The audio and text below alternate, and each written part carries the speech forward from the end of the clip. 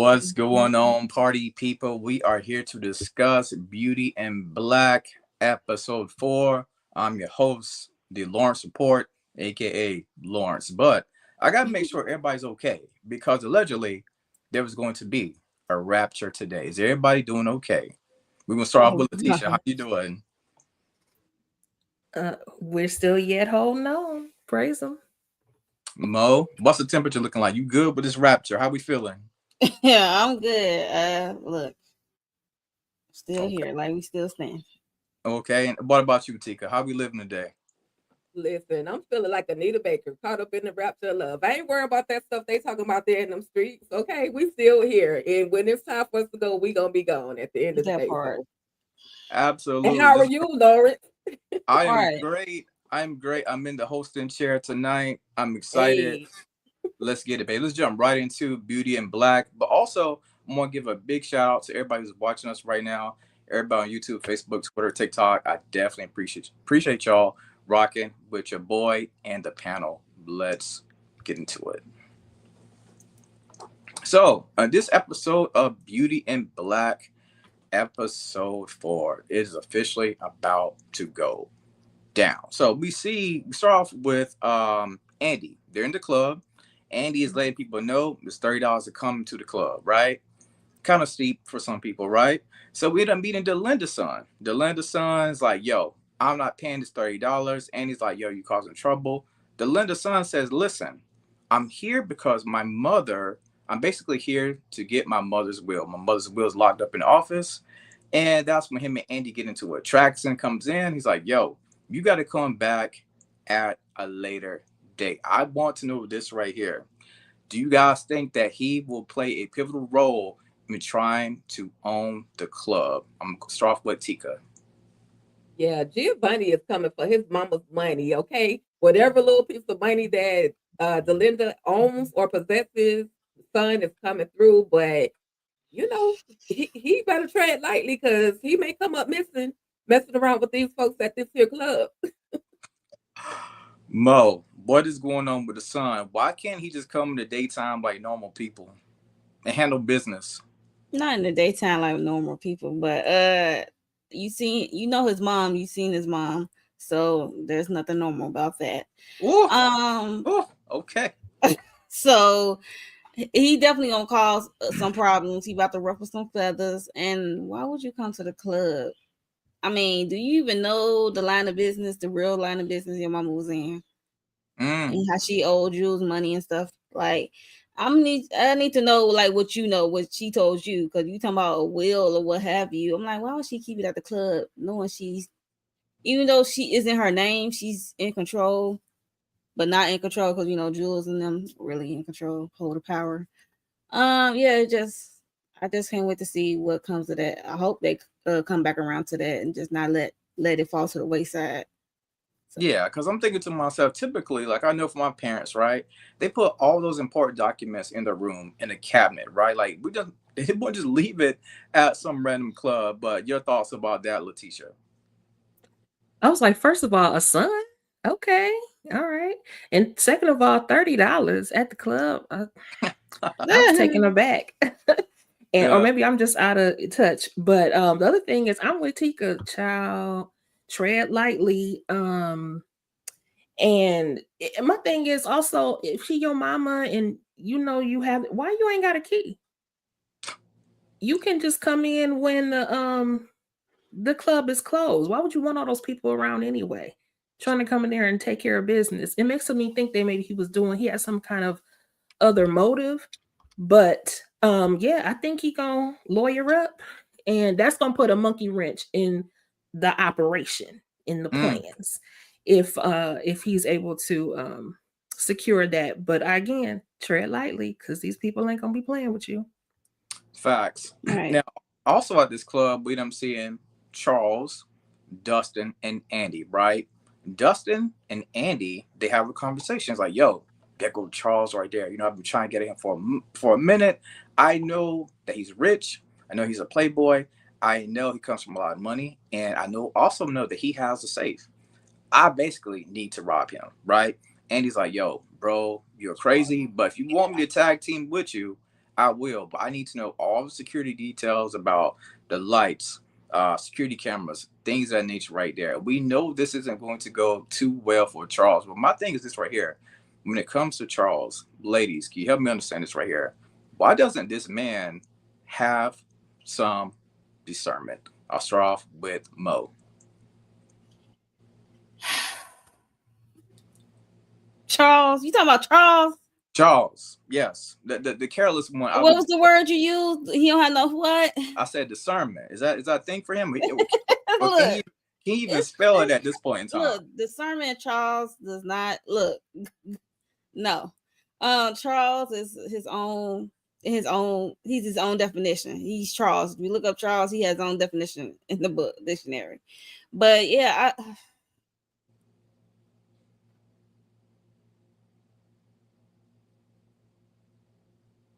She muted.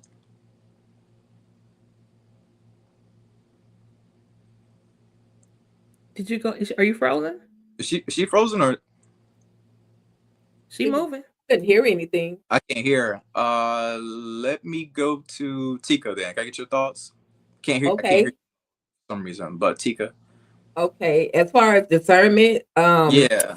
Charles Like- has none whatsoever. There would never ever be a moment where Charles has discernment. Charles is too busy being on that stuff, as they say, to even have any type of discernment. He doesn't even have enough discernment not to take somebody else's cocoa. Okay. So when his mind is cloudy like that, he is not. You know, I just chalk it up to the alcohol and the sniff that he has going on. So no discernment right now. Maybe when he's clear, then Uh-huh. he'll have an ounce of it. But because he's on that stuff, that's enough for me, dog. Tisha, what's going on with your boy Tisha? What's going on with your boy Charles? I know he's one of your favorites. Charles does not think that fat meat is greasy. Okay. He Mhm. takes nothing seriously whatsoever. He does not care. What I really think is that he got something else going on. Mentally, I think he got some things going on, which is why he is always drinking and loving. So yeah, but no, he don't take nothing seriously. But to answer Michelle Richardson's question, Delinda is the one. She's the one that she was the plus size woman that used to take over the club. She was in charge of the girls, not like Body, but she was in charge of the club. Right. she's the she's the one one who was that, you always know- with Body. Normally, she would Yeah. be with Body. Yeah. Kimmy had to blow her away.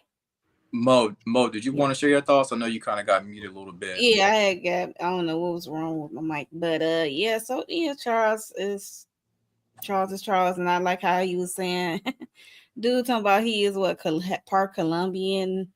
He said I'm part Indian. You see my baby hairs or something. It was wild. It Yeah. was funny to me. It was a key. He's a key.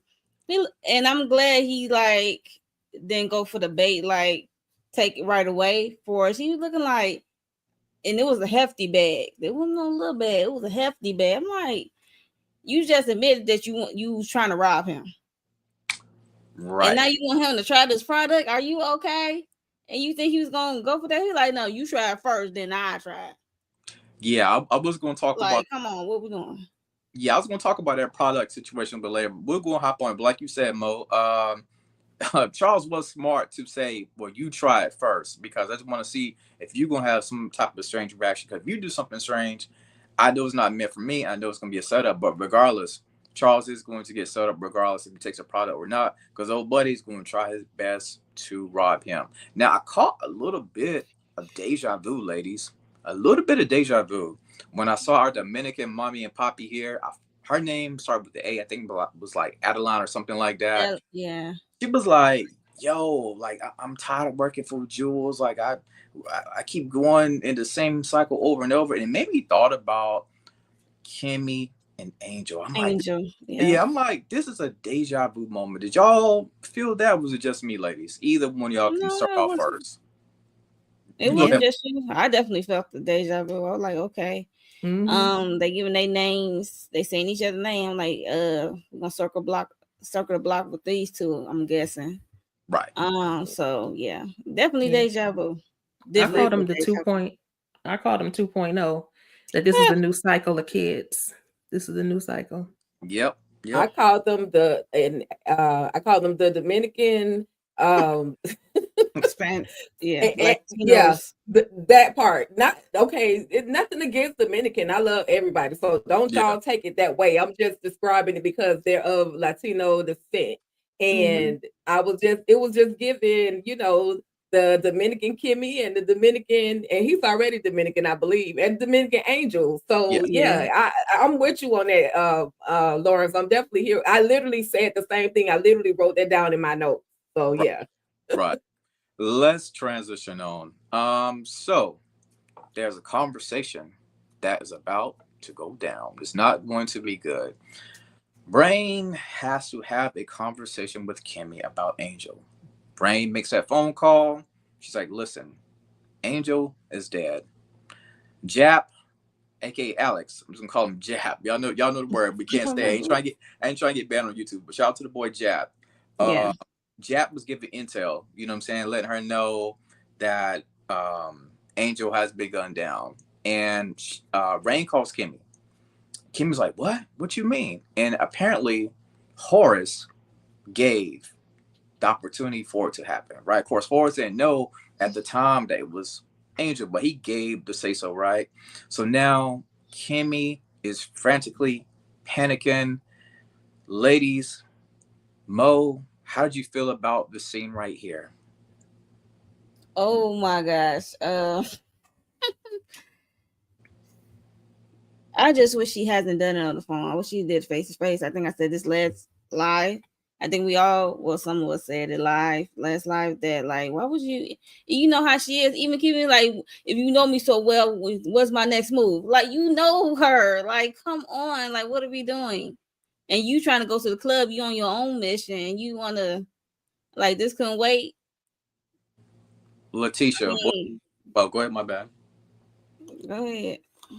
I was gonna say, Letitia, thoughts. What happened with this right here? Was this wrong time, like Mo said, basically? Absolutely. What sense did it make for you to tell her after the fact, don't panic? Girl, what? You gave panic ridden information. Like, what is wrong with you? You should have just said, Alex, let's head back to the house. Period. And then tell her at the house. Then y'all could have put together a halfway decent plan to move on, but that's just too much like right. Tika, talk to me.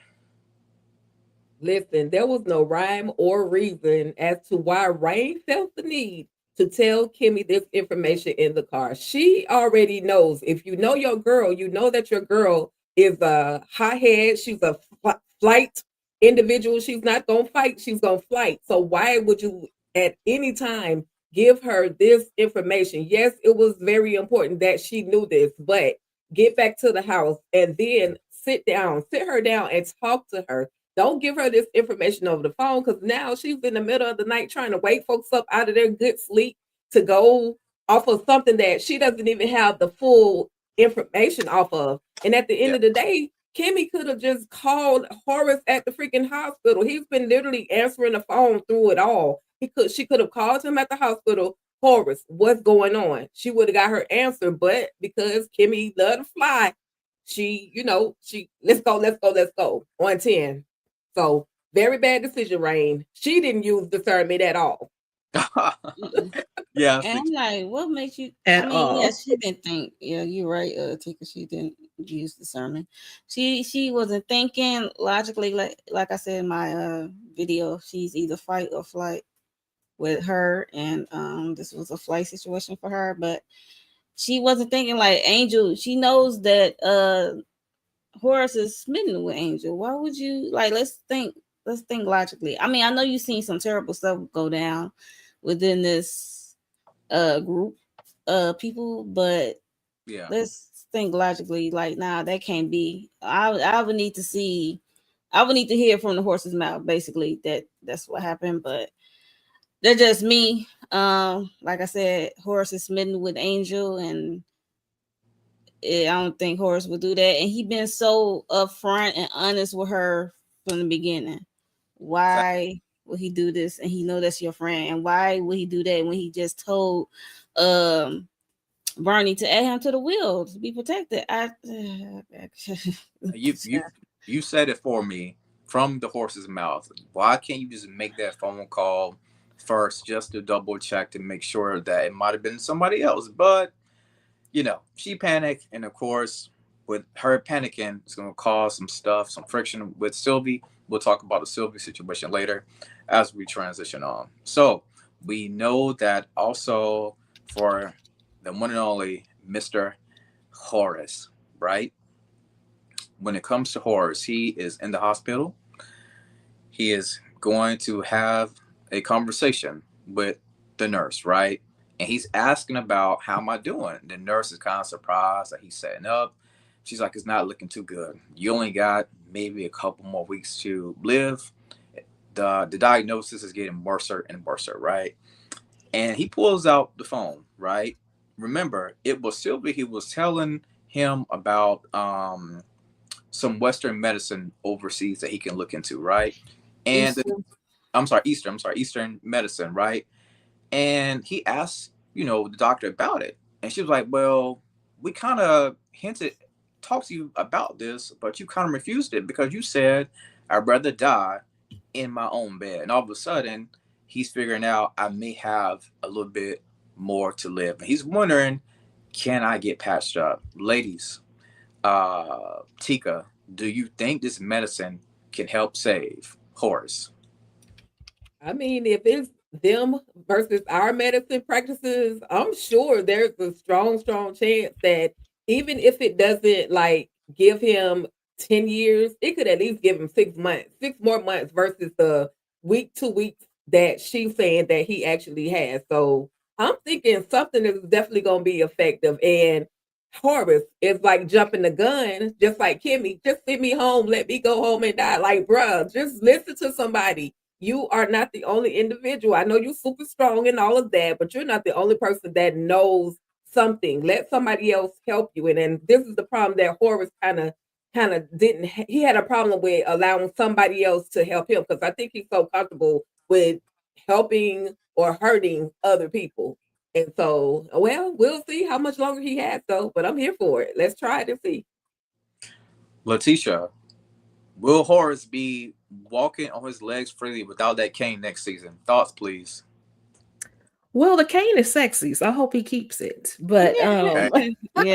it gives a little nice pimp-esque aura. So I hope he keeps it. But I think he's gonna be fine with it. But Pete Bronson, you took the words right out of my mouth. He has a vendetta against his family. That's giving him the will to want to live longer because he wants to rub it in their faces that they not getting his fortune. And it looks like, based on his conversation with Horace last time, was that he is trying to remove their shares as much as possible and take them and snatch them. And look, he got game. At this point, he's in the game. And so, yeah, I think this Eastern medicine is definitely going to work for him. And like Tika said, it's definitely going to give him more time, more than a few weeks. They'll give him until the season ends in the what season we are now? Two. The fourth season. Yeah. Don't let Horace die, Mo. What about Horace, Mo? What we thinking? Don't let him die. Don't let him die. We don't want him to go. I don't want Horace to go. Like, yeah, go over there to the get some Eastern medicine. And shout out to Sylvie because she's caring of this stranger who is putting her and her sister in a better position than what the club was doing. So I just chuckled when she said, "I'll show you this in the past," and you just said you wanted to die on your bed. Like, yeah. I chuckled. He's like, "Huh? Like, really? Yes, dude, really? Like, she showed you this already, but like she y'all chuckled said, too, huh? She chuckled too, right? Like when she saw it, like she smirked, like, this is what I showed this man, and he just not gonna. Sometimes that happens. You push it away. You're not really reading. You just throwing stuff away, knocking stuff down, like not trying to hear anything anyone trying to say until it's your time to come around. You make terms like, do you want to live or die? So he made his choice to want to live, seemed like so.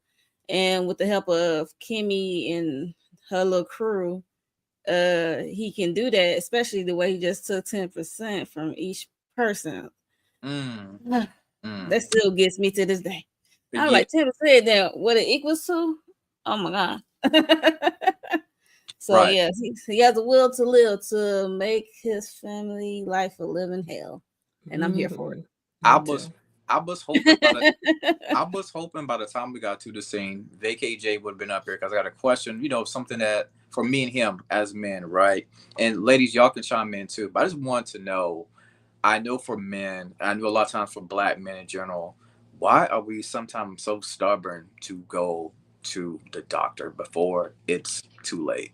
I'm gonna start off with Tika. Talk to me. Why do you think sometimes men are stubborn about going to the doctor?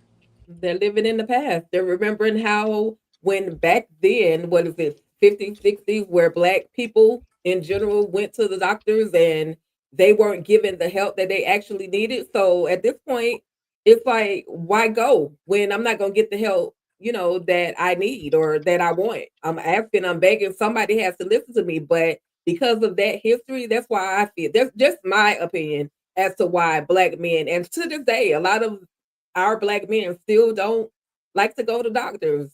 So yeah, pass. Mo, No, what was the question? I'm just saying, we're talking about health and how he kind of they mentioned this to him before, but he kind of refuses. Like, I'd rather just die. I'm just saying, why do you think some black men in general, are stingy about going to the doctor? I have no clue.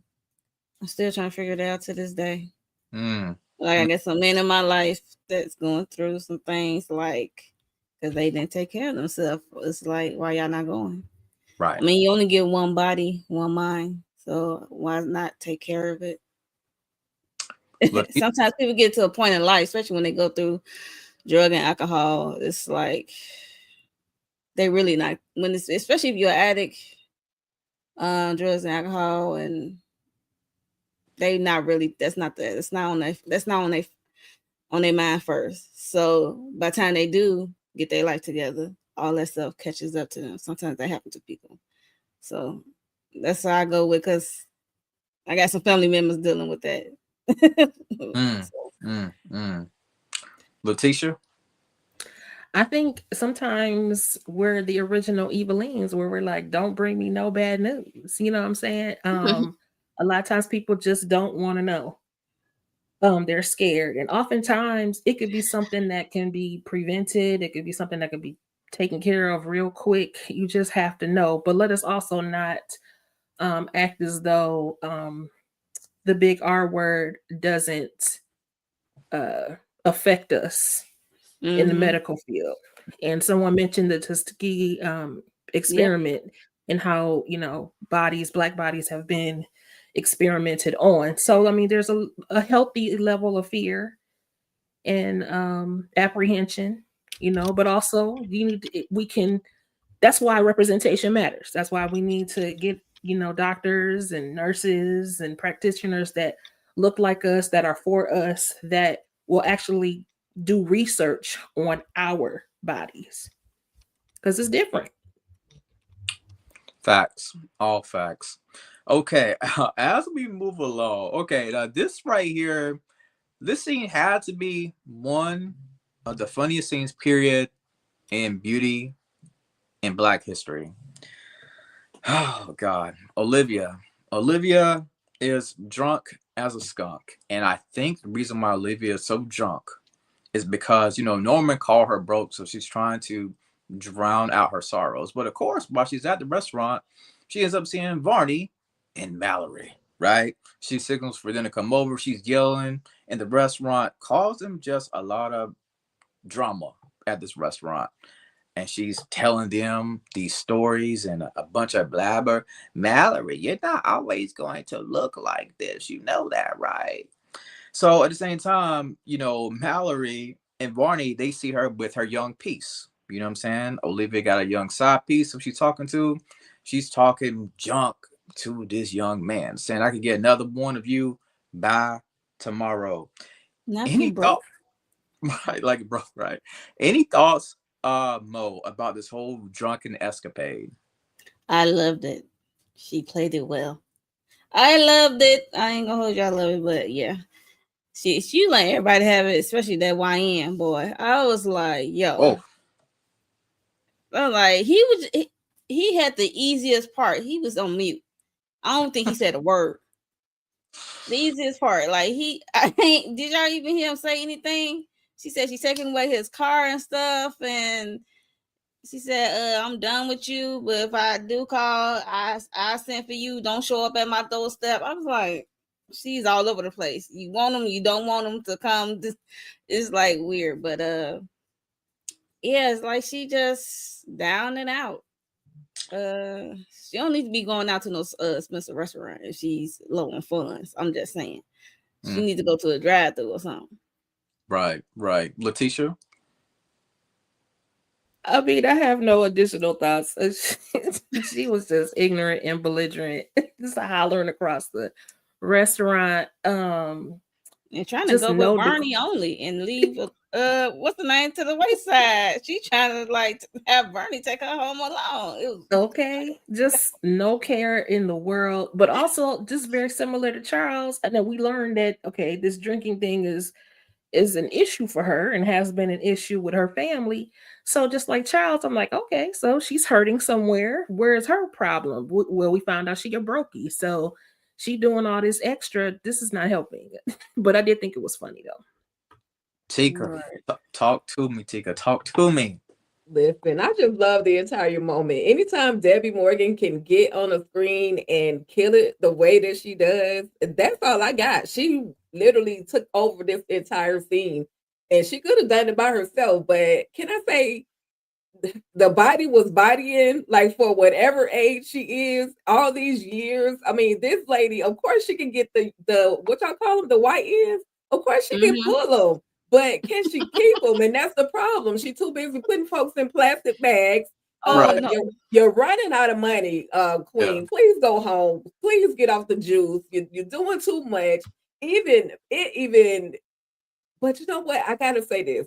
I was so happy that she was still in Mallory's face. Like, girl, I know you bucking them. I know you doing them. Like she was in. I love it anytime anybody can get into Mallory's face. And you know, if there was a top moment, and I know we probably didn't even get there, but this would have been her. Anytime she's on the screen going off on somebody, that was the top moment for me.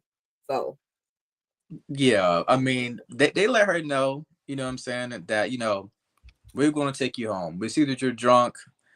And apparently Debbie Allen still got that yacht.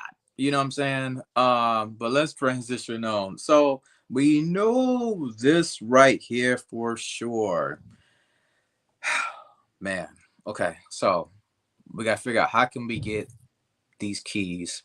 How can we talk to Sylvia, right? So we know Jap and Rain are in the back seat and they're having a conversation, right? And they have to break the news. Well, Kimmy has to break the news also to her sister Sylvie, right? Sylvie's, you know, sleeping beauty, you know, looking good, and they're just figuring out at this point in time how can we get the intel on the key. So they're having a conversation. Of course, Jap ends up calling Traxon, but Traxon ends up going to the voicemail. But he kind of finds out. Well, he kind of tells Rain a little bit more information about driving in the private road, stuff like that right there. Ladies, before we get into the Sylvie situation, is Sylvie ever going to able to stop running once and for all? Like, I know it's coming up. Just want your thoughts about that one, Tika. is Sylvie gonna be able to stop running? Sylvie? Yeah, because every time she's with her sister, it feels like they're always on the run. Like they can never keep. Oh, gotcha. Okay. Yeah. I understand what you asked for. As long as she don't listen to Kimmy, she don't have to run. but because she is her sister's sister, she is going to run. Hopefully, I mean, I'm sure a lot of people have seen almost the last episode, and you know, baby girl gonna have to do some. She gonna have to do some track moves, but I don't know. She needs to go away. She just doesn't need to be in this environment that Kimmy is in the first place. I know she did it because she loves her sister and she brought her along in her circle because she was trying to protect her, but she don't realize that she definitely needs to go. Whether she gonna start doing them track moves, I can't call it, Lawrence. I can't even call it. Now, it also should be noted whenever they have this conversation, right? Sylvie, at this point in time, just wants the truth, right? So her sister lays it all out, right?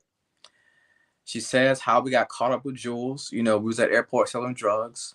Jules like, listen, if you don't want to go to jail, you can work for me. So she lets her sister know that Jules kind of pimped the whole gang out, right? So now we're under his watch. We have been thrown into this underworld that we can't get out of, right? So my thing is this right here.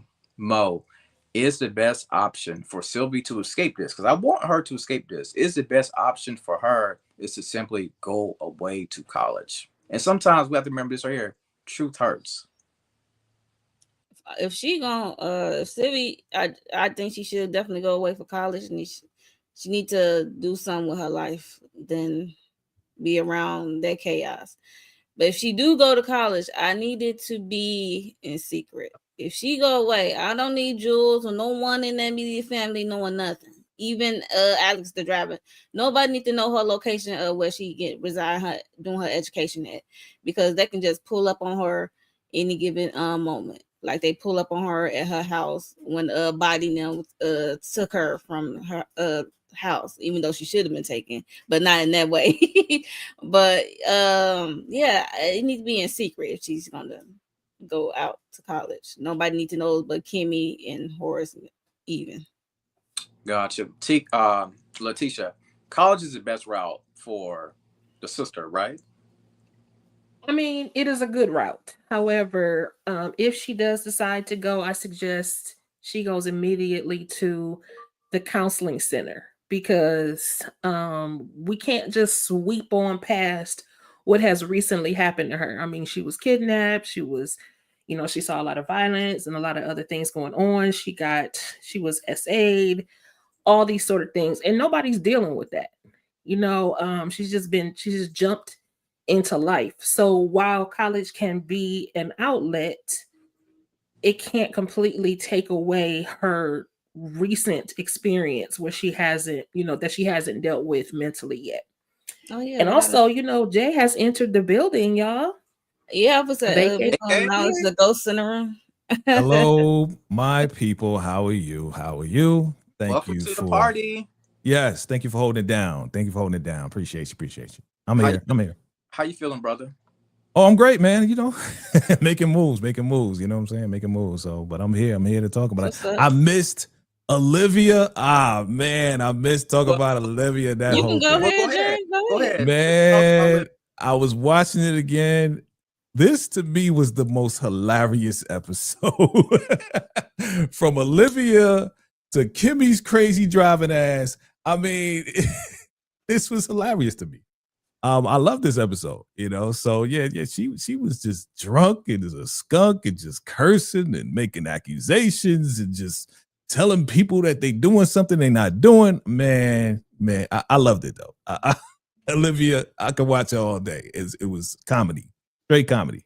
Facts. Thoughts about the conversation between Kimmy and her little sister. She wants to know the whole truth.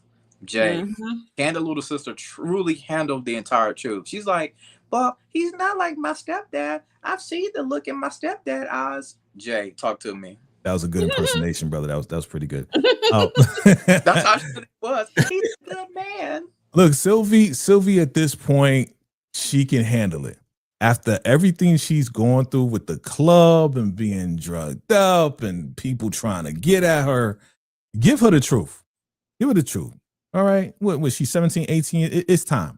Give it a real deal. And Kimmy is just... I was disappointed in Kimmy because she's just running without any verification. This is just hearsay. Oh, I heard this is what he did, so we need to get up out of here. Kimmy, calm your ass down. Relax. Hold up. Take a chill pill. Find out. Talk. What? Can you call Horace, please? Call him. Ask him what's going on before you start running around like a crazy woman. I get why she's doing it because she's scared. I get it. She's horrified. Right. Like, this guy, he married me and giving me all this stuff. That's a shocker. But what? You taking out Angel? You really liked him? Oh, well. Well, tell her the truth. Tell Sylvie everything. All right, let's get that off the table. And Jay, last question before we transition on. We were talking about the situation with Horace and, black men when it comes to our health, whatever. And I shared, with the ladies my thoughts, and they were sharing their thoughts. Why is it when it comes to men going to doctor, black men in general, why is it such a hard thing, brother? Before a diagnosis, creeps up on us and it's a little bit too late. Why is it such a hard thing? Can you speak to that? One, because we don't trust the doctors.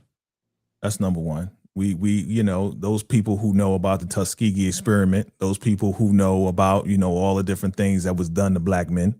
All right. We don't trust them. And we're scared. We're not going to admit that we're scared, but we're afraid that, all this time, this thing has been hanging off my leg. I know it's there, but I ain't going to tell nobody. But now it hurts. So now I got to go to the doctor. And I'm afraid the doctor's going to tell me that I'm going to die from this little bit of lump on my leg. We don't want to hear none of that stuff. I encourage going to the doctor. I encourage the checkups. I do, because I watch how, my father passed. I watch how my grandfather and all of that passed. So I encourage it. But yeah, we are afraid, but we ain't never going to say that to anybody. Facts. All right. And as we transition on, we have the one and only Officer Traxon. He is talking to Jules. Jules is at the scene where the bomb went off, right? Traxon is letting him know, hey man, Delinda's son came through. You know what I mean? Jules like, what that little SOB want? Was like, well, he wants the will. Oh, Delinda left a will. So everybody's completely in a state of shock, right? So they end up hanging up. Then, considering that Jules is still at the scene of this bombing, he calls Norman. He says, Norman, have you seen the news?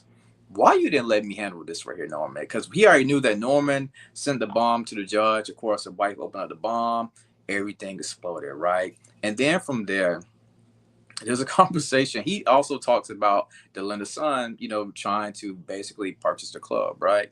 And Norman says, well, I know you know how to take care of that situation, that business. So I think he's about to try to put Delinda's son, unfortunately, in a body bag. Look, Mo, thoughts on this whole scene right here?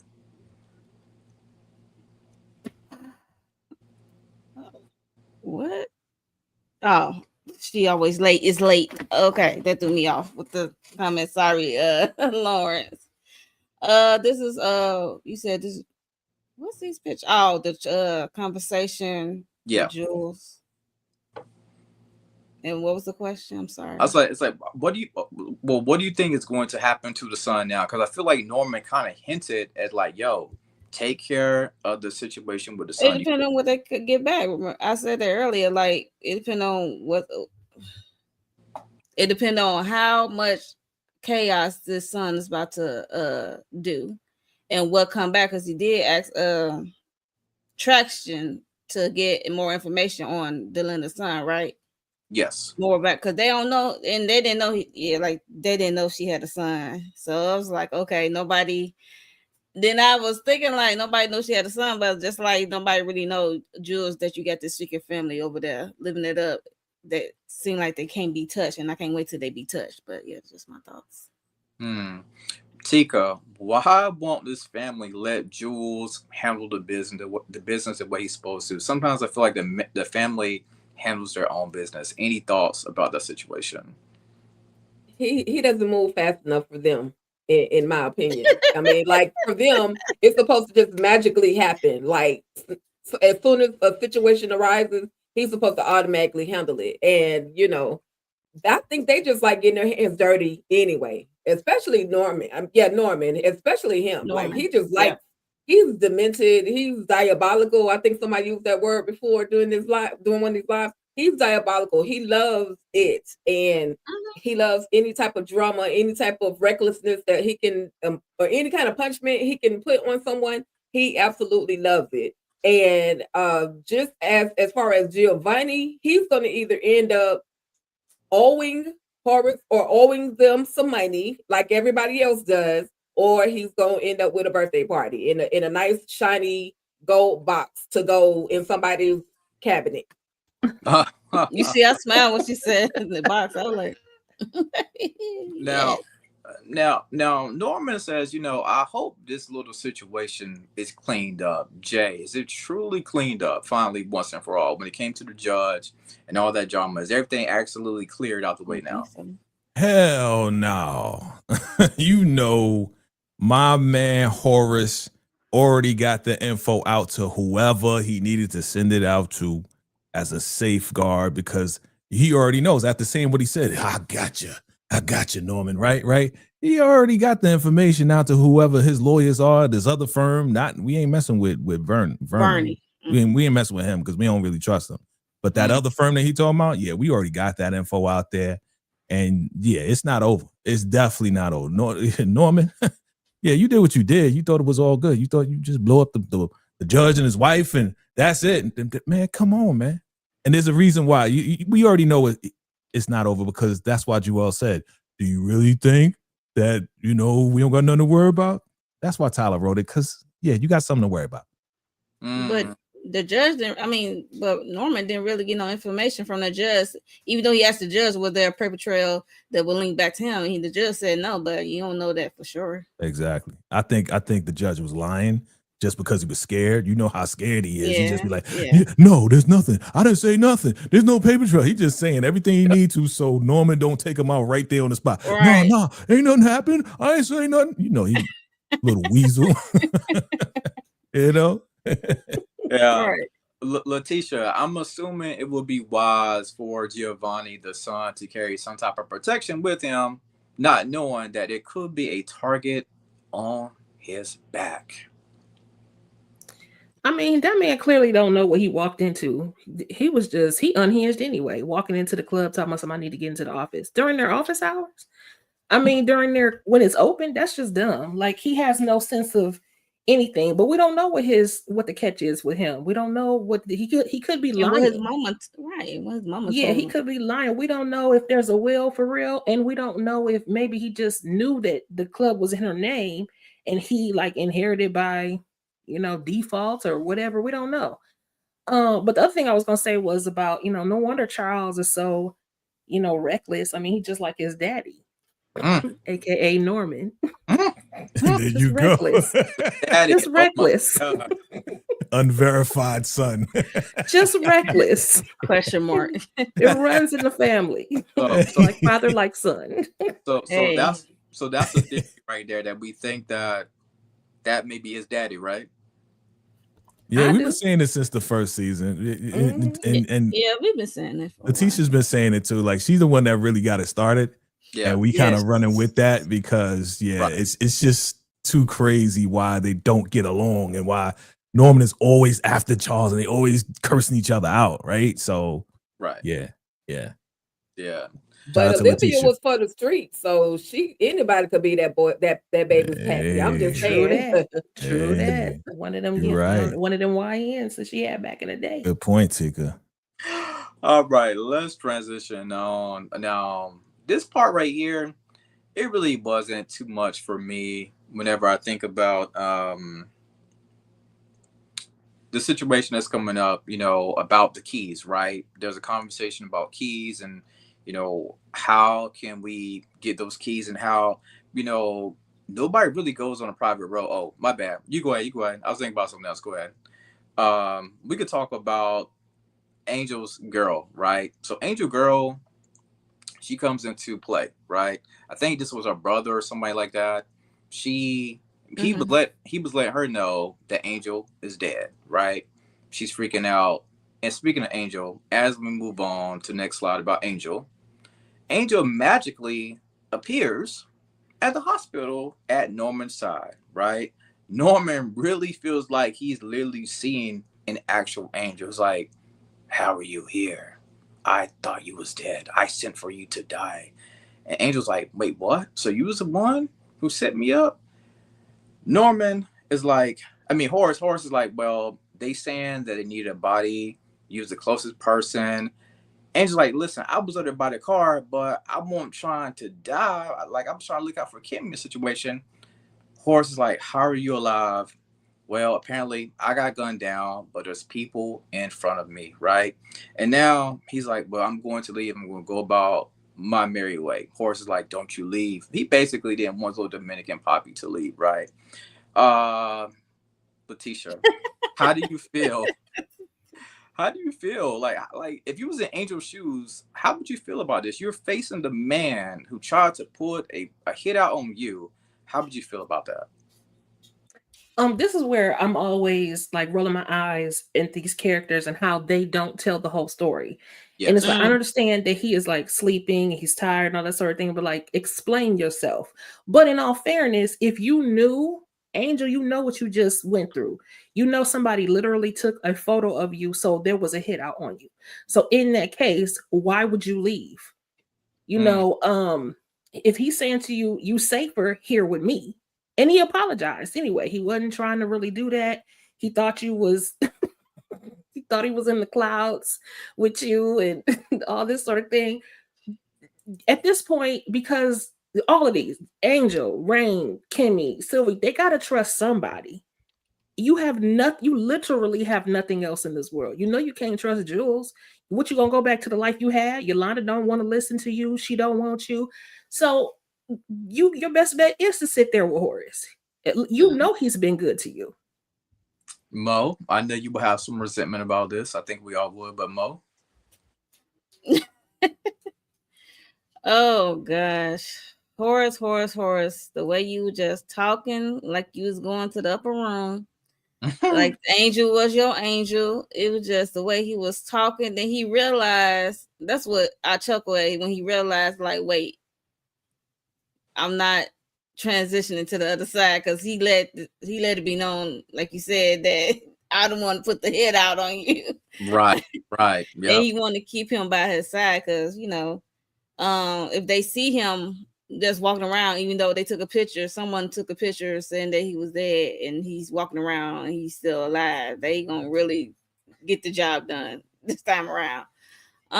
So that's another reason why he wanted to stay by his side. It's just Jay, could you show love to your ops like this right here?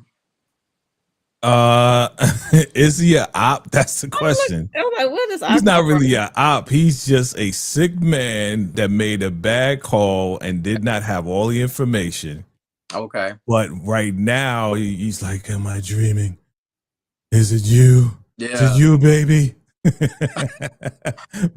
That's why I was laughing. But saying, I thought I killed you or whatever, I said that, like, what do you, like, he's really sick, fam. So that's why when he's making these mistakes, and it's like, he should have known. He should have known nothing. The man is on drugs and he's got cancer. Yeah. But Angel, yeah, he need to chill. He need to relax. Be like, everybody thinks you're gone. So, but he's very clear on that vendetta, though. Very. Yeah, he is. That's what I'm saying. Nothing is blurry about that. Sick or not, he don't care nothing about. He don't like his family. He's always clear about that. Yeah. So I can't give him the grace y'all giving him, because y'all like, no, he know everything else. Look, that's been an ongoing thing for decades, I'm sure. But so this is something that's innate, and it's in him to hate his kids, to hate Norman. But it's an active plan. Oh yeah, he ain't never gonna forget. That's like somebody stabbing you in the back, and now you sick, and they want to talk to you. You ain't gonna forget that, whether you sick or not. You ain't never gonna forget somebody doing you wrong, ever. Hey, look. Yeah, I hear you. That's up and stuck, but he is still actively working on the plan. It's not like it's a previous plan and it's just us being stuck and I'm not dealing with you no more. He is actively putting together a continuous plan. That's all I was saying. Oh yeah, he a demon. He on demon time. Even though he got cancer, he is on his way out. He just call himself the devil. Yeah, I'm demon. Devil. Yeah, he on demon time. Always on demon time, except for when it comes to Kimmy and everybody else. But again, Kimmy is part of his plan. Angel part of his plan. They all part of his plan. So he gonna be sweet on them for his plan to work, his overall plan. Tika, should Angel forgive and forget? I mean, what else does he have?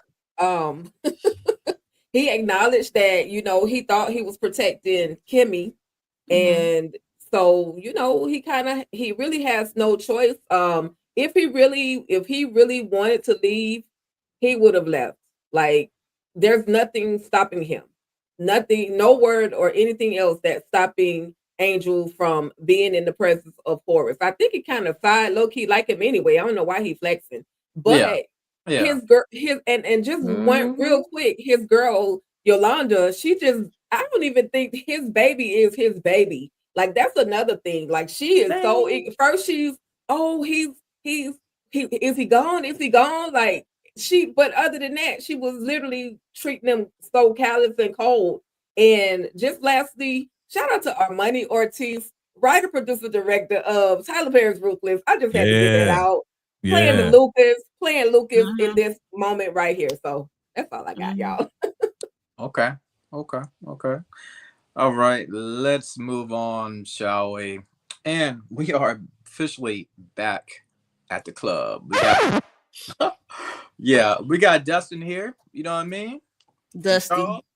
Dusty. We got Dusty. Shout out to Dusty. Charles is like, N-word, why are you always on me? What do you want? You know what I'm saying? And he Dusty comes clean. I didn't think I could actually say that real N-word, so I just say N-word. Dusty comes clean. He's like, yo, I'm trying to rob you. Charles is like, well, I'm glad you told the truth about how you really felt about me, right? And he's like, every time I see you always dressing so seductive around me, like, what do you want? And then that's when Dusty pulled that packet out. He's like, well, I thought you may want the other thing, but I got that real Columbia pack. You see my eyebrows? You see this hairline? I'm half Colombian myself, baby. And then that's when Charles like, you know what? I'm going to take you up on the offer, but I need you to taste this first. He was like, you know what? I'm going to the bathroom. You follow behind me. We can go from there. One thing about Charles, y'all. This man right here is just always down for the fun. And I just want to know, Tika, why is he such a loose cannon? Why is he just so carefree in life? He doesn't think about no consequences or nothing like that. Why is he just so carefree? He's got issues. He has trauma. He has a lot of things going on. Something we've already said that something mental is not quite right with him. Whatever happened to him in his younger age, or something happened, and something is triggering him to be who he is. Now, you would have thought, when you're talking about using discernment, you would have thought that, dude, you literally, your vehicle that you just love so much literally just got a million holes placed in it. You would think that you would just get somewhere with Varney and stay at home. But no, where is he? Back in the club, trying to get some I'm trying to find a good word for it, some special powder to snip off of somebody's eggplant. Like, come on, bruh. Get it together. My bad. He didn't use discernment at all. Not the squirts. Man. Jay, what's going on with your boy, man? What's going on with your boy Charles, man? First off, that's not my boy. Second, he has a real mental problem, yo. He has a mental, emotional problem. Okay. Like, okay, I get it. You a player. You for the streets, for real. So that's how people act when they for the streets. But he has a mental problem that he has to consistently do. He has an addiction, not only to the white stuff, but to getting attention. People have that addiction too, to always want attention, always want somebody to be on you, because of your money, because of whatever, right? So he needs help. He needs some real like psychological like therapy and the whole nine, man. Something wrong with him and something wrong with this guy too, man. Like he's weird. Like why you rolling up on dude and then you gonna tell him you try to like weird. This is weird dialogue to me. It was just totally weird. Like wasn't even funny. It was just like, why are they talking like that? Like, oh yeah, because he's trying to get at him, right? So, wasn't really happy with these scenes right here. It was like, whatever. Yeah. Mo? Like I said earlier, it was a key when they was going back and forth with the powder of it all. But Charles. There's definitely something wrong with Charles. Like I said, I think a couple of lives ago, when him and Bernie was in the bed and Bernie said, "I love you," and the way he just keep pushing him away, it's like a tug of war, like a push and pull thing with him and Bernie. So it's definitely something there with Charles. I don't know what it is, like what it is deep down, why he treats Bernie that way, but and why he just go out here just do all these randoms. So it's definitely something there with Charles for sure. And this guy, I'm like, is this the guy that followed him home? Supposedly following him home that time and saw his vehicle got blown up and shot up. Yep. Yep. Why would you want to go back there? I don't get it, but okay. Because I think he realized this, I'm like, if I saw that, I would not be trying to go back. Just me. I think he realizes this is an opportunity for him to get rich quick, right? Because you know Charles is basically a dummy, and he feels like he can take advantage of him. Letitia, thoughts? Get rich or die trying. What we doing? I thought I just saw that. Right. Ain't no way you literally just admitted to me that you was trying to rob me, and then I'm gonna take you home for you to rob me. That's you sound crazy. You look crazy. And to be honest with you, Dustin, I mean, he cute and all, but he ain't got no game. Ain't nothing like You seem like he wasn't offering anything. Well, he wasn't offering anything but that stuff. So, and Charles got caught up when it come to that. So, because otherwise, I'm like, he literally has no game at all. But there's no way somebody tell you in your face. Again, he does not think that fat meat is greasy. He think that everybody he think because he rich and spoiled that ain't nobody gonna do nothing to him. He untouchable. Sir, just let anybody in your house. I just can't. I can't with him. And he know what happened to his car. It's just like somebody was trying to unalive you. Like right. I want to add real quick. People usually act like when somebody says I love you and they kind of like push them away. People usually act like that when they fell in love and they got their heart broken. Right? So maybe Charles was in love with somebody and they played him. So Charles is now on a level just like, you know, a real relationship. I mean, it's all relationships, right? Charles is like, I ain't never going to want to be in love again. Anybody tell me they love me, I don't trust them. I just want to be a player for the rest of my life because I don't want to be hurt again. So that's probably what's going on that's part of what's going on with Charles. That's what I'm assessing. Yeah. And I think he really does care for Varney, but he just will not allow himself to go there. Right. Right. All right, Charles. I've seen enough for you on my screen for tonight. As we move on, we're done with Charles once and for all. So as we move on, we have Mallory here, Olivia, Varney. Oh my goodness, Olivia, drunk as a skunk. We got to get you home. Olivia come to realization, of course, that those two are smashing, right? Varney and Mallory. Of course, they're not. We know which side everybody plays, right? But then, you know, she says, you know, Varney, I wish my son Charles was, you know, big and strong as you and not gay, basically, right? And that's what Mallory tries to change the subject. She's like, so how's things at the church? And of course, drunk Olivia spazzes out. She's like, I know who you are. I know what you're doing. You're trying to be funny. You're trying to be funny. You're not slick. Why you calling me ma'am? You know what I mean? So they're trying to get her to her destination, right? They get to the house, right? That's when she's like, Olivia's like, Varney, you not going to help me out in my car like a gentleman? He's like, sure, I got you, ma'am, no problem. As we transition on and they make it to the car, out the car, she is starting to get a little bit uncomfortable with herself, a little bit kind of freaky deaky, right? He's like, ma'am, I helped you out. I'm gone. She's like, no, you can stay. We can party. Mallory's like, what is going on? And of course, that's when Olivia was starting to throw herself at Varney, right? And then, of course, Mallory comes in to save the day. Y'all, what is going on with Mallory. I mean, Olivia. Letitia, start me off, please. Like, why is she throwing herself so much at Varney? Because she also mentions that, oh, you're a tall one, so I know you pretty much got a, you know what I mean? Like, what's going on with her? She just, I don't know what to say about her. I think she is just feeling a little, I think, somebody mentioned aged beauty. She's a beautiful woman. She's rich. Well, she's perceived to be rich and that sort of thing, whatever. But I think that she has just a loss of confidence right now. Mm, And that's probably the reason why she started drinking again. And now here she is and just wants to feel good, just like her son. They just want to feel good. They want to feel wanted. They want to feel loved.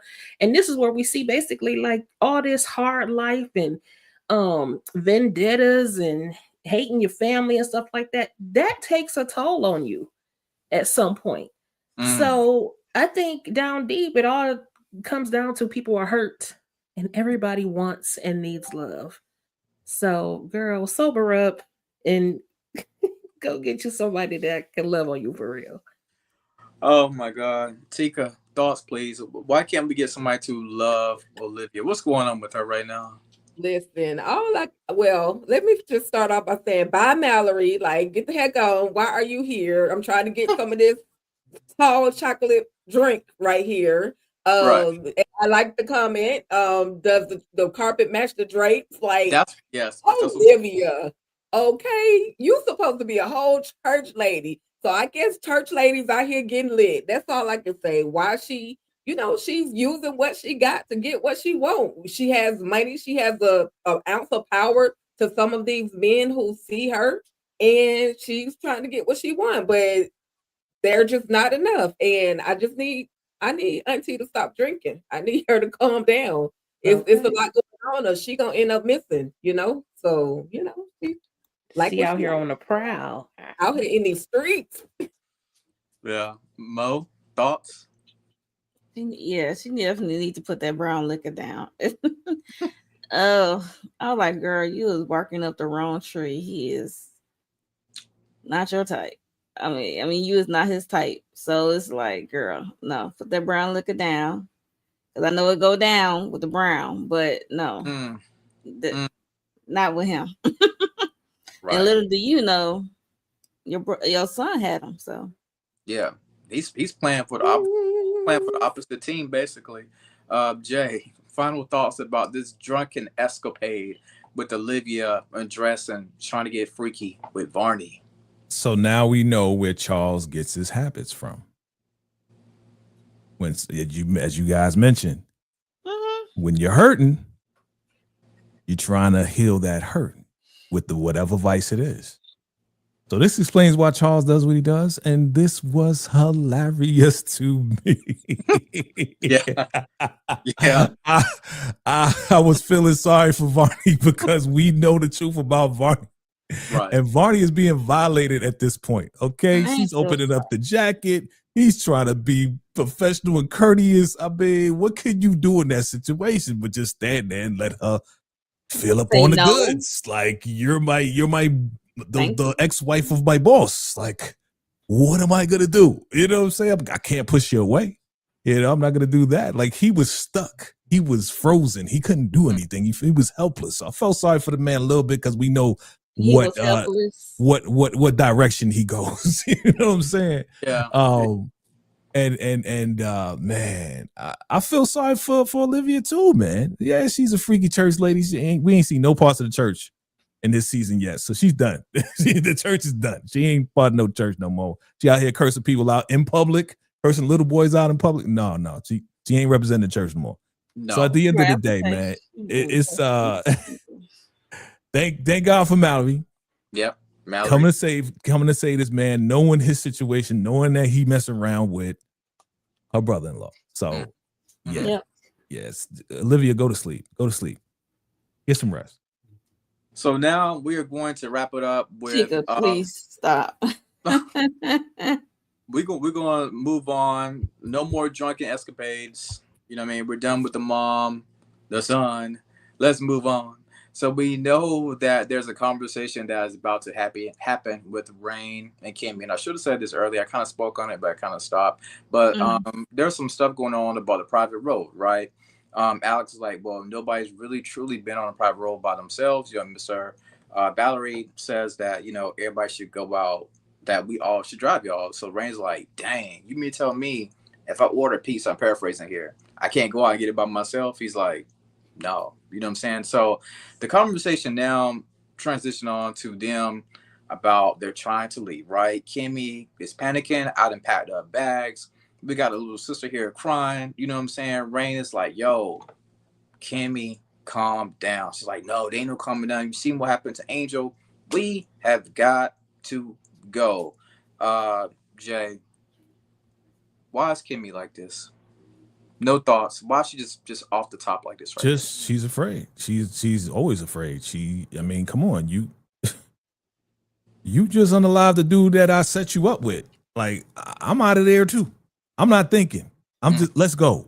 Let's get out of here. That means she should have verified though. That's why I didn't like about her, man. Just call Horace. Did you do this? Oh, I did, but I made a mistake. Okay, let me relax. But again, yeah, Kimmy is she's still in panic mode.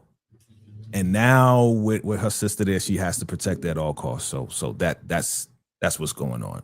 That's what's going on.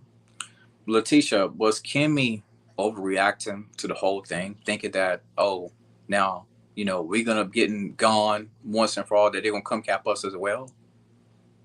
I mean, I can understand why you might be afraid, but again, look at where you've been. The man gave you a black card. Why couldn't you have just called him to verify what is going on, to ask? But you didn't have no other problems asking him questions, and Sylvie surely don't have any problems asking him questions. So just ask him some more questions. Because my thought is, how do you think that you're really about to take this man's car, this man's money, and roll out on his private street? You really think you're gonna get away? Ma'am, he could just cut off your car. Ma'am, he could just come and get you. They know where the stuff is. It didn't make any sense. This plan did not make any sense. The plan did not make no sense. Tika, why is Kimmy so headstrong about the situation? We have to keep in mind that, and I did not want to put myself in Kimmy's shoes, but I had to really put myself in Kimmy's shoes to understand why she's moving the way that she's moving. Yes, she's moving wrong. She's moving too fast, not asking enough questions, not calling Horace like she could have. But you got to think about Kimmy. Kimmy is still young. Her mama dropped her off at a freaking Walmart or a mall with no, $10? So she had nothing. Then she gets into this lifestyle of being basically trafficked, basically forced to do all of the things that she's doing. Everybody that has probably come in her path, with the exception of Rain and maybe even a little bit of Angel, those were the only two other people that she had to trust. And now you see that this man is connected to the same people that have put me in this bad position. So even if it's a little bit of, oh, I think my friend is gone and he'll do the same thing to me, this is why she just cannot trust, because of everything that she has endured from the time she got dropped off at that shopping mall. So, again, initially I wanted to be like, Kimmy, calm down. And I did. But then I had to, like I said, I had to kind of put myself in her shoes and kind of just understand the logic to why she moves the way that she does. So, yeah.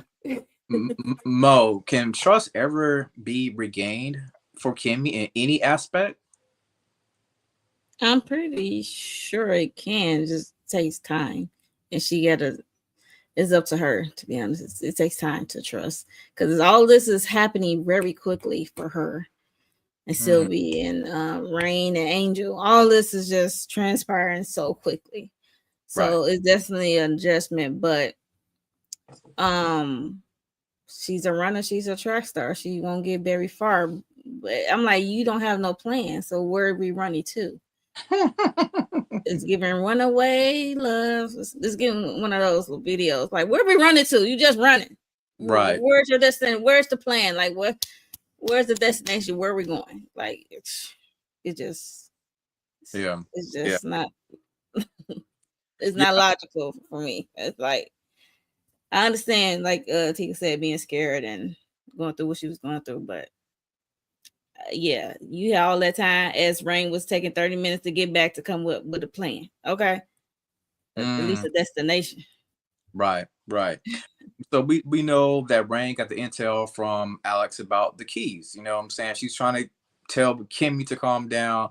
Apparently, all the cars have keys in them, right? So they end up getting Mhm. a big old black SUV. Security's outside. Ma'am, where you going? We can drive you where you need to go. Kimmy's like, get the H out my way. So they got their bags packed. They're gone. They're speeding down the private road. It opens up for them, but unfortunately, Kimmy is panicking. She's running into the ditch, right?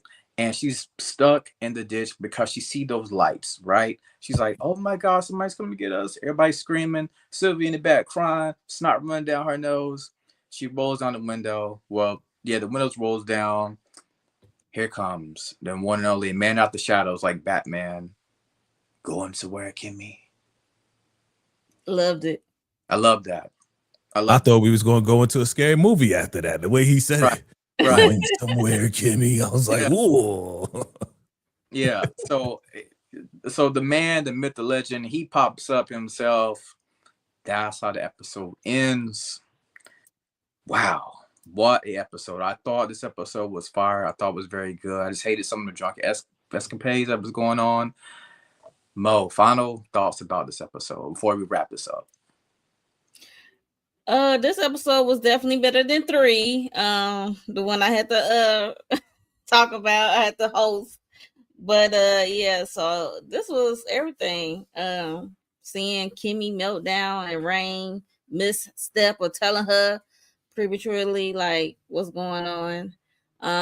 Angel popping out of no like a ghost, popping up like a ghost at Horace's bedside, and Horace willing to live, want to try some Easter medicine to cure his cancer possibly. Yeah, I enjoyed it from Gotcha. head to toe. And But Charles is always a key to me. he is the party starter. Letitia, final thoughts. Yes, I love how Horace stepped in. Now he's like, let me teach you pretty much. What do you think this is happening? I just think hopefully this will open up all of the communication lines. But we're gonna see later on he's actually upset with her, and we understand why. Because Kimmy, all this crashing out that you do, I understand that you had all the things happen in your background. I get all that. But when does that crash out work for you? When the last time did it work? It doesn't. So you got to figure out how to do something else. Trust this man. Again, he handed you a whole black card. You have access to any car you want. You have access to his entire enterprise. No prenup, ma'am. Think about this logically. And I gave it a 10. Tika? Yes. This episode, since Letitia up here rating, I'm gonna give it a 10 as well. It was, it gave a lot of information. It gave just a lot of the comedic side of Queen Olivia. She did her thing as always. Funny as I don't know what on the screen. Then of course her son follows right behind her and does his shenanigans like mother, like son at this point. I'm talking about Charles. And I'm just looking forward to again, you use the word Batman, or for me, Lawrence, my word was the Dark Knight. He literally pulled up on that thing like the whole Dark Knight. I was like, I would be doggone. Look at Horace. Like, got himself out of that bed and made his way to the house. Right. So with that, I love that ending. I mean, it couldn't have been a better ending, that particular episode. So I'm just looking forward to everything else that's about to pop off in episodes 5 and 6 and 7 and 8. Right. Jay, final thoughts. And 9 and 10. All right. Yeah. So I agree with everybody, man. To me, this was definitely a 10. Y'all saying the Dark Knight, I'm like, this man sound like the Candy Man. Going somewhere, Kimmy. He was saying he sounded like Candyman to me. You know what I'm saying? I was scared. I was like, damn, I ain't going nowhere. Horace, let's go back to the house, man. Chill, brother, chill. But overall, man, this was a great episode. Funny, revealing, and yeah, I'm looking forward to talking about the next ones, man. This is definitely a turn up. It's turning up now. It's turning up. After this, it really starts getting going. Yeah. So this is where we going to the next level. All facts, my guy, all facts. And before we go, I just want everybody to go around. Just let me know. Just let the people out there know what you got going on with your channels. I'll start off with Letitia. Okay, thank you so much, and great job tonight, Lawrence. I appreciate everybody out there chatting with us. I dropped 3 and 4 last week. You can look forward to 5 and 6 for Beauty in Black for my personal video, as well as don't forget to check out our panel discussions for Reasonable Doubt. We did episodes 1 and 2 yesterday and the day before.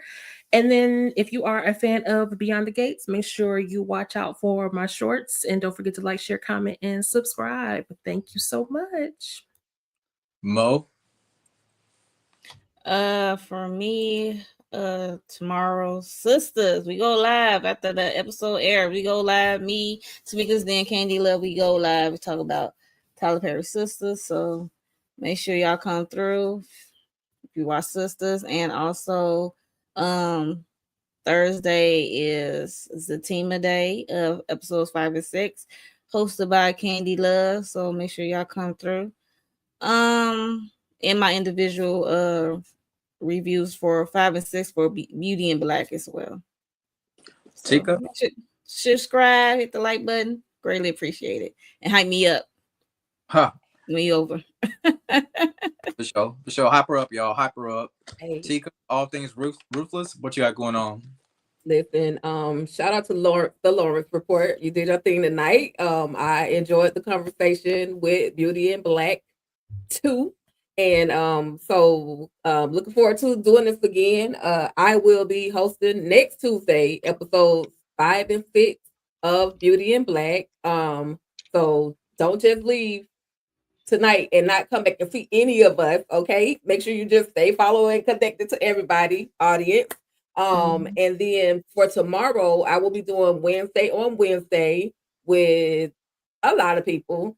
EJ, I'm sorry if I'm missing y'all names. My brain is just crowded right now, but we will be doing Wednesday on Wednesday. And then Thursday, the panel, the ladies, we will be doing Zatima. We got to check out. Y'all want to see some crazy people? Make sure y'all come back and talk to us about Zatima.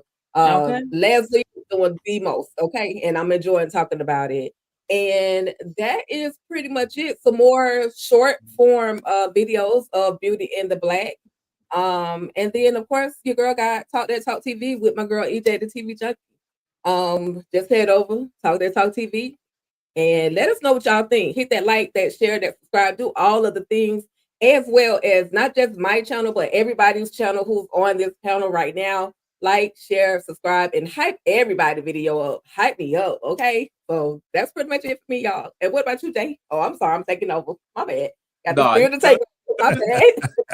Yeah, you just passing it along. Listen, me and Tika have been doing this for years, so she's just used to I just know. that transition. But shout out to you, my guy, and shout out to Lighten It Up with Letitia for the combination host today. Yeah, there you go. I'm gonna give y'all that. That was just definitely a dope live today. Shout out to y'all, man. You know what I'm saying? I like how y'all worked it out. You know what I'm saying? My apologies to everybody. I had a very, very important meeting. Not that this isn't important, but it has to do with some things that's coming to YouTube. I can't say nothing else. It's gonna be pretty fire, all right? So I can't say nothing until it come out. But what's going on with your boy? Man, we got some new things coming, some new equipment coming. We got some new things coming. So look out for some random live streams on the entertainment news level. When I get news about the power origins and everything else like that, keep it locked, because I'm supposed to be having some things come through the pipeline. So make sure you lock in, hit the notification bell, because when I get it, I'm gonna go live immediately. Okay, immediately. So other than that, man, we just getting prepared for all the shows to come back. Power Book Force. Hopefully we get more of another trailer. We got some other stuff coming through the pipeline. Keep your notification bells locked in. All right. Salute. I got you. And I know that we all are talking about Tyler Perry. So I just want to make sure that everybody in the audience and us five on this panel, that we all check out Tyler Perry and Devon Franklin, new movie coming out this Friday called R&B, Ruth and Boaz. It will be on Netflix. Yeah. I've already seen the trailer, and I definitely will be doing my review on that right there, since I know we all are big Tyler Perry fans. So I did my review of Beauty and Black. Be sure to check that out. Did my review of Reasonable Doubt. Be sure to check that out. And with that, I just want to thank everybody from Twitter, Instagram, TikTok, YouTube, MySpace. I appreciate all y'all. Yeah, I said MySpace. I appreciate all y'all coming through. And with that, we out, y'all. Bye. Salute.